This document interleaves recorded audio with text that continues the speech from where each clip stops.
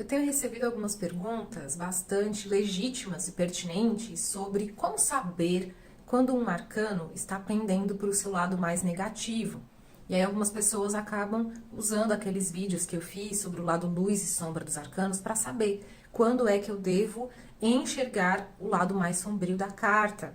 Primeiro, existem as tiragens prontas que já trazem na sua composição a parte em que você vai interpretar apenas o lado negativo. Quer um exemplo? A tiragem Peladam, que foi criada por um abade francês, que é uma tiragem muito famosa em formato de cruz. Então você lê no início de uma situação qual é a energia presente, a energia operante daquele momento, e o lado inoperante, que é o negativo. Eu gosto de chamar inoperante porque a gente interpreta a energia que está faltando do arcano.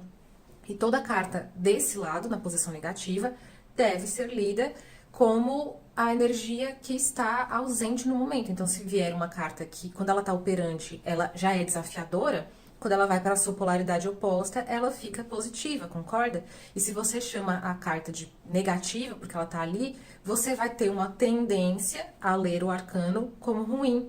E às vezes uma torre na posição negativa é o que a gente mais deseja, ou um pendurado nessa posição, porque significa que ali ele não está com os atributos que ele tem na sua essência. Então é importante conhecer a essência para saber como eu vou adaptar a minha interpretação, dependendo do posicionamento que a carta saiu. Só que esse é um caso. O outro caso é quando a gente quer saber se o tarot está respondendo nessa polaridade mais sombria. E aí já tem a ver com os atributos de personalidade do arcano. E nesse caso, a gente vai ou solicitar que o tarot mostre isso, ou a gente vai qualificar de acordo com o arcano menor. Isso porque eu faço cartas combinadas, né? O método europeu, para quem prefere chamar dessa maneira.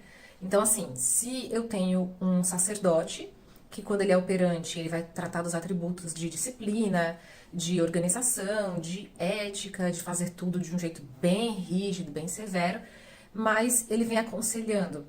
Se eu tenho um conselho, eu vou agir como esse arcano. Agora, se ele está qualificado com um arcano menor, como, sei lá, um 3 de copas, então eu vou adaptar essas características no caso do sacerdote, para uma linguagem mais alinhada com o 3 de copas, que seria uma linguagem mais gentil, mais amorosa. Afinal, o naipe de copas tem essa doçura, né, do elemento água, essa flexibilidade. Então, eu vou me comportar, não abrindo mão dos meus valores, porém, levando em conta que eu devo ser mais maleável, né, assim como a água.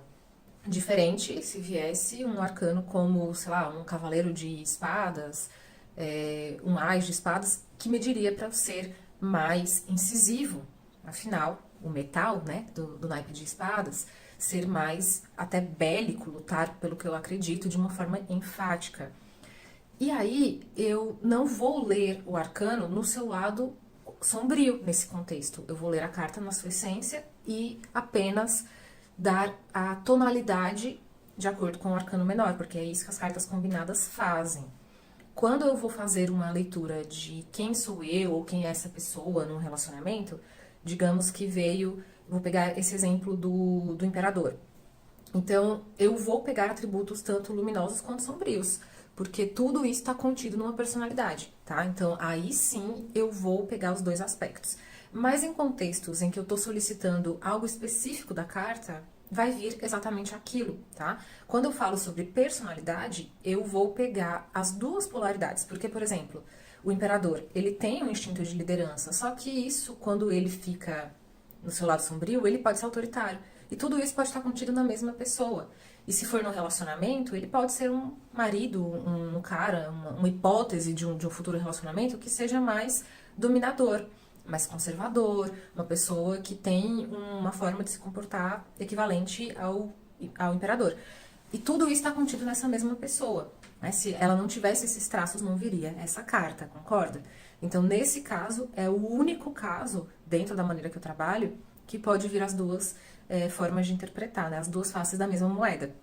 Mas quando eu trato com cartas combinadas, eu vou tender a minha leitura para a polaridade principal que o arcano menor enfatiza.